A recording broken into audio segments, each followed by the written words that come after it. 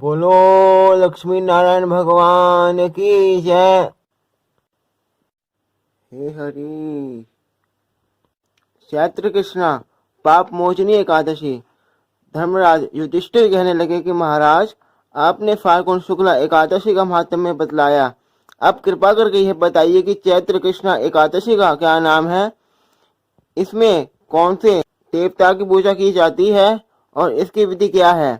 कृष्ण भगवान कहने लगे कि हे राजन, यही प्रश्न एक समय राजा मंधाता ने रोमश ऋषि से किया था और जो कुछ उन्होंने उत्तर किया था सो वही मैं तुमसे कहता हूँ। रोमश ऋषि कहने लगे कि राजन, इस एकादशी का नाम पाप मोचनी एकादशी है। अब मैं इसकी कथा कहता हूँ, सुनो।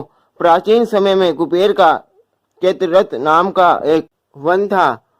उसमें गंधर्वों की कन्याएं किन्नरों के साथ विहार करती थी। वहां अनेक प्रकार के पुष्प खिल रहे थे। उसी वन में अनेक ऋषि तपस्या करते थे। स्वयं इंद्र भी चैत्र और वैशाख मास में देवताओं सहित वहां आकर क्रीड़ा किया करते थे। वहीं अपने आश्रम में मेधावी नाम के एक ऋषि भी तपस्या में संलग्न थे।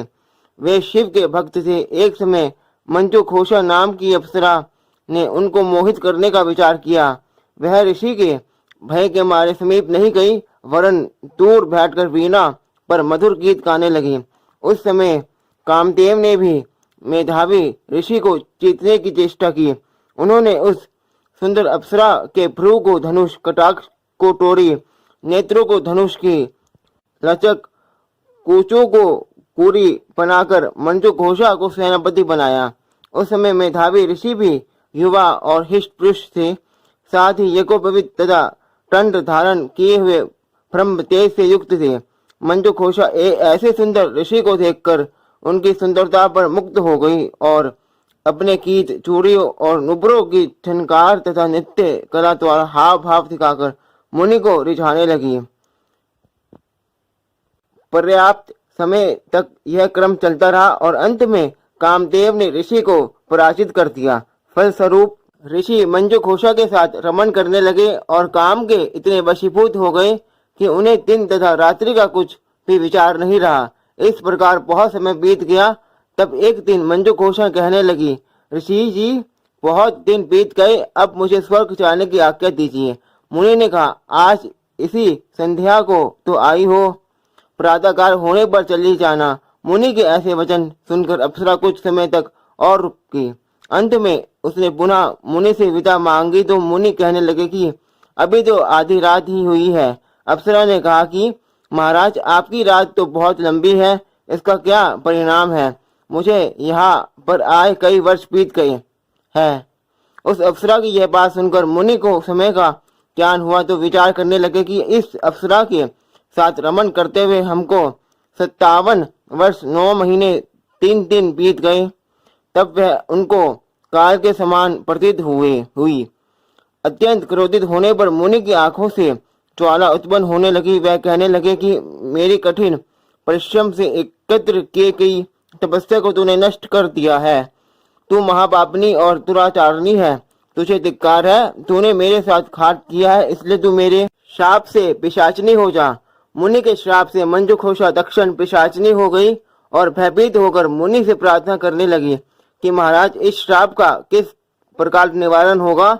अप्सरा के ऐसे 3 वचन सुनकर मुनि बोले, हे दुष्टे, यद्यपि तूने मेरा बहुत अनिष्ट किया है, परंतु फिर भी मैं तुझे श्राप से छूटने का उपाय बतलाता हूँ।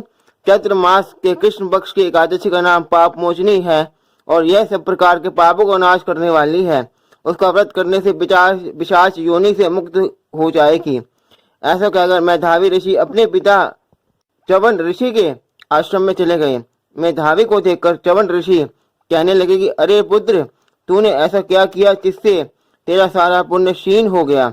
मेधावी कहने लगे कि पिताजी, मैंने अप्सरा के साथ रमन करके घोर पाप किया है। अब आप इस पाप से छूटने का प्रायश्चित मुझे बताइए।